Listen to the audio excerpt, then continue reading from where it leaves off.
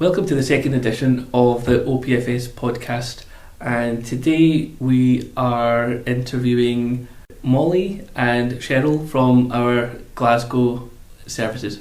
Okay. Molly, Cheryl, do you want to introduce yourselves and tell us a little bit about yourselves?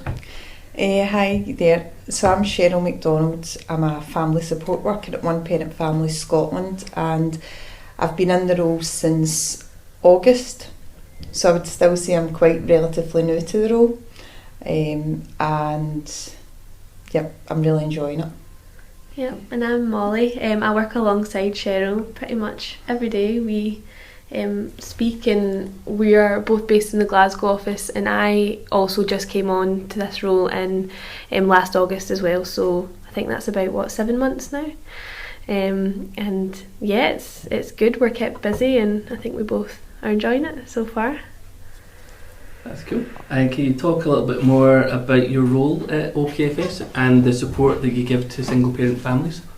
Yeah, so we're both family support workers, so that would really mean well, it's quite broad, isn't it? It's probably, to sum it up, it would be like person-centred, I'd say probably wellbeing support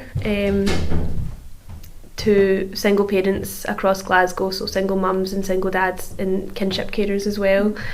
Yeah, I think it's quite hard to define the support we give because, as Molly's saying, it's person-centred and it's based on a kind of individual basis. We like to try and offer, obviously in One Parent Families, it's a kind of holistic approach we take to supporting parents. So, we're open to various different types of support that we can offer, and I think that's why it's hard to kind of specify exactly the types of support we offer. Yeah, but it would probably involve practical support, so helping people in crisis situations, putting them in touch with organisations that can maybe support them specifically, whether that's to do with their finances, their mental health, any situation that they find themselves in. There'll be an organisation that can probably specifically help them with that, and we would really look to make that referral. But we also run our own wellbeing groups and days out and things like that for parents to kind of come together and try and reduce isolation. So we definitely do a bit of everything, I would say. Yeah. In terms of practical support as well, we quite regularly with our clients, we meet our clients on a one-to-one basis, and we attend appointments with them in some cases. We encourage them to actually, make appointments with things, and by attending them with them, I think that gives them that kind of encouragement. So we do that, and as well in terms of practical support, we help them to access like food banks, clothing banks, if they need any items for their children, baby banks, that type of thing. Yeah, probably just expanding their knowledge and awareness of services that they can access themselves in the future as well. Yeah. And how can single parent families in Glasgow register with yourselves? There's various different mediums. We take self-referrals, so that's just obviously contacting the office. We receive quite a lot of referrals through housing support workers. We receive referrals from social work, the schools in Glasgow, and we have got a relationship with Glasgow Life as well, so that's like through nurseries, and I think they're actually based in nurseries, schools, I think some community centres, sports centres, things like that as well. And also we get a lot of referrals through Glasgow City Council, through Glasgow Helps. But if you can, obviously we've got our website and things like that, so people can make self-referrals. They can call up our helpline, or they can contact our Glasgow office, and they would be assessed, their support needs would be assessed, and then they would be referred on to one of the relevant departments.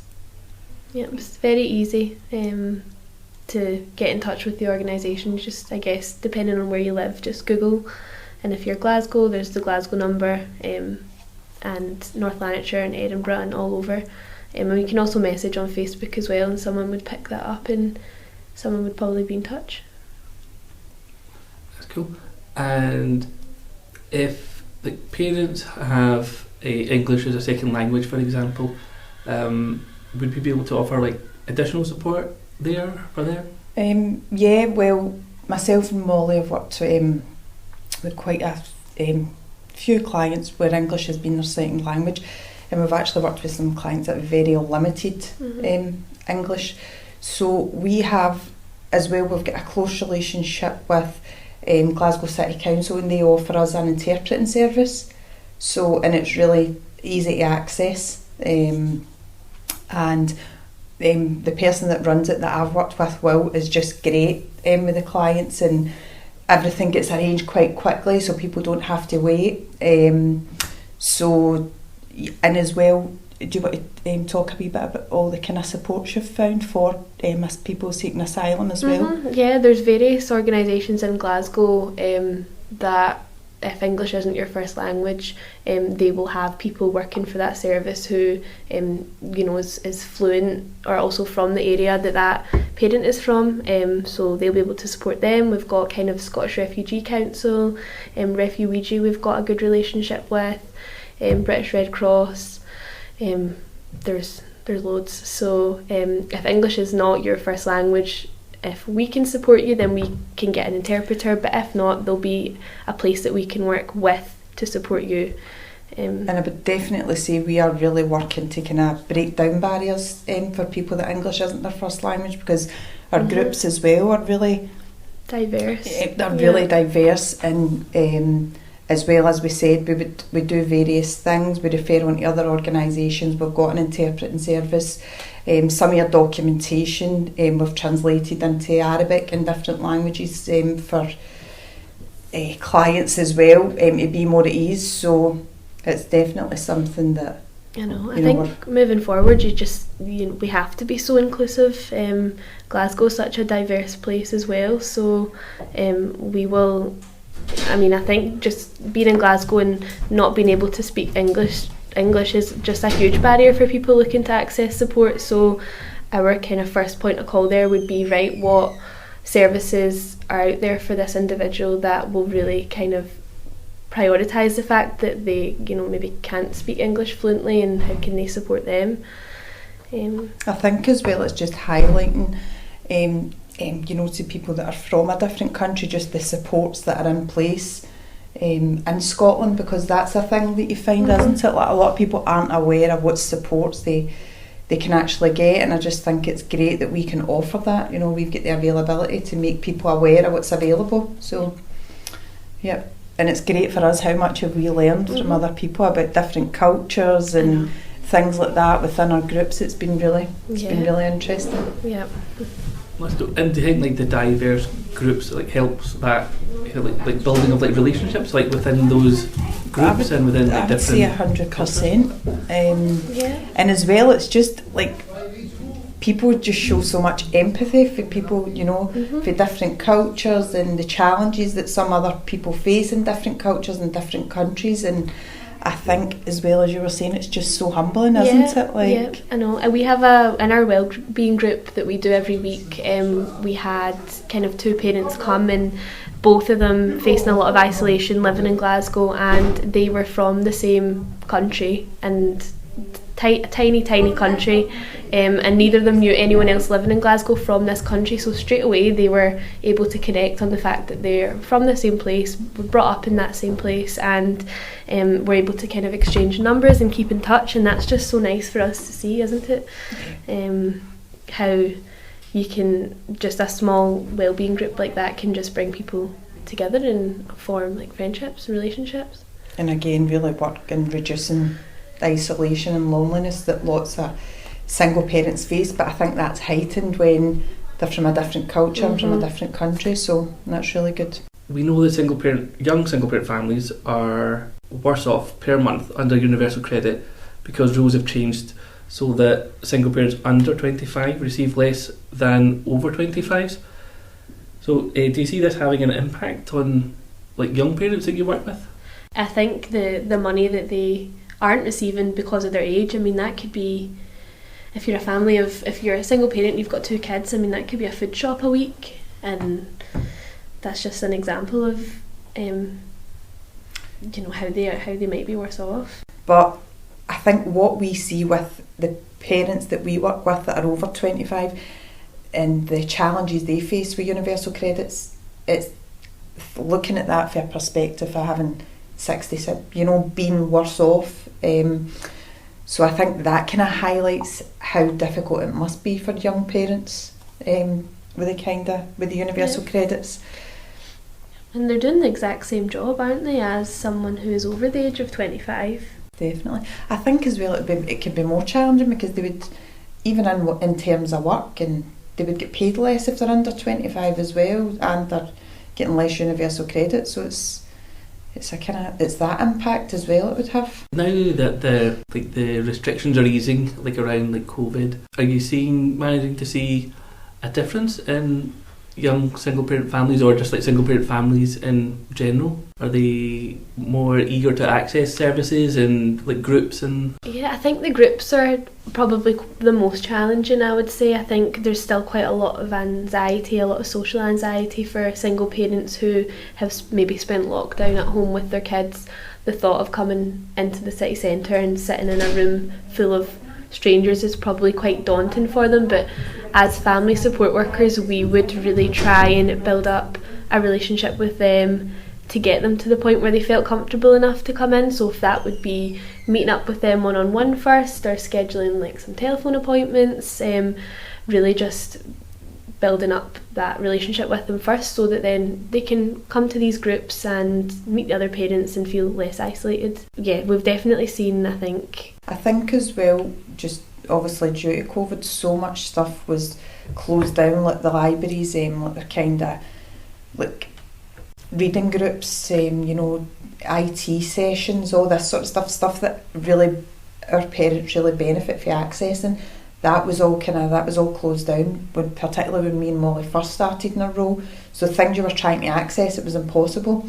So now I think that with the libraries opening up more and offering more, their programmes are up and running again, I think that's really going to have a great impact for our families particularly. Yeah, and I think as well that lockdown in a way and having to isolate from your home sometimes highlighted the levels of poverty in Glasgow. Not everyone has got access to Wi-Fi, a working laptop or a tablet, so it wasn't always very inclusive for parents and young parents to be able to engage with each other online, whereas if we meet up with a person face to face, we'll choose somewhere that's really easy for them to access, local to them, meet up with them. It'll be completely free for them, and they're kind of not having to be out of pocket at all for that. So that's just another reason why going back to face is just so much better, and hopefully it stays this way. Do you think the digital divide that you mentioned has decreased somewhat since the onset of the pandemic? I would say I think so, because what we've accessed for parents in terms of digital inclusion, I think is just amazing. I think most clients we work with, we've been able to access a device and Wi-Fi and things like that. So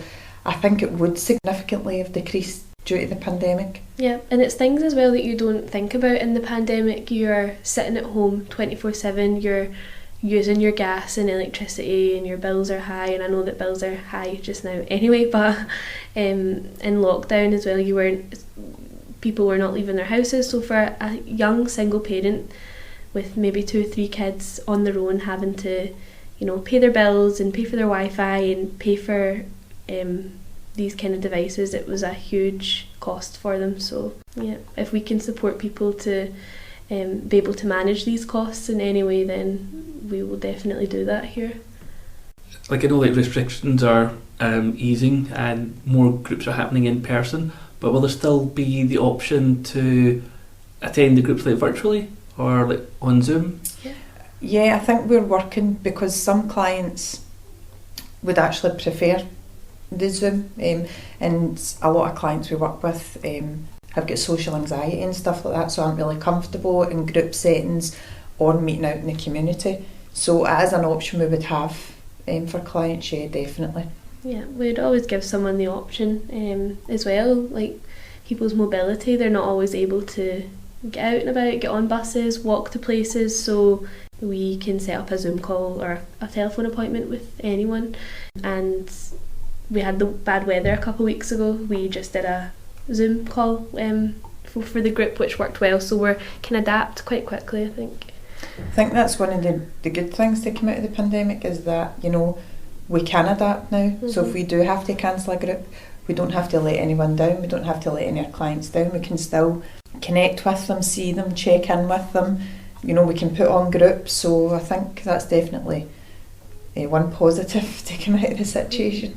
Cool. And is there anything else that you'd like to say or talk about? I think I'm not a parent, so I kind of came into this role really not having a clue what to expect, but I think I've definitely realised that I think there's not a lot of support for single parents, and being a single parent in a family you've usually got like two parents, but if you're a single parent you are having to do literally everything yourself, and I definitely didn't realise before this role just the kind of burden that was on people in doing that. I think single parents are some of the strongest people that we've probably came across. Yeah, definitely. And I think as well, that's what, well, from my perspective of working with single parents, I think what you would like to see is more support, and again, not particularly for single parents, but and coming out of the pandemic as support for people's kind of mental health and well-being, because that's one of the main kind of themes, isn't it, throughout every kind of family we work with. And it's not just parents, it's more and more children and adolescents, and that's one thing I think myself and Molly as family support workers struggle with, accessing services for young people, young people's mental health. We predominantly work with parents, and not so much children, but a lot of our parents, you know, obviously as a parent you're impacted with your child's mental health and things like that, so that's something I think we would like to see a lot more support for. Yeah, and there is still so much stigma towards single parents, especially single mums. And I think this organisation in particular, just the support we offered, is definitely trying to overcome that kind of stigma that still exists every single day. I think even in general conversations we have, you identify the kind of barriers that single parents face, and that's just in like everyday life, everyday conversations, from finding employment or childcare, buying a house, renting a house, you know, getting accommodation. It just comes up, doesn't it, in every kind of aspect. And it's as if society is designed for two parents. And I think that's something that, you know, I think as a society would like to kind of break down the barriers and make it more open and accepting to single parents. So to say, thank you, Molly, and thank you, Cheryl, for your time today. Thank you, it's been lovely speaking to you. Yeah, thanks for having us on.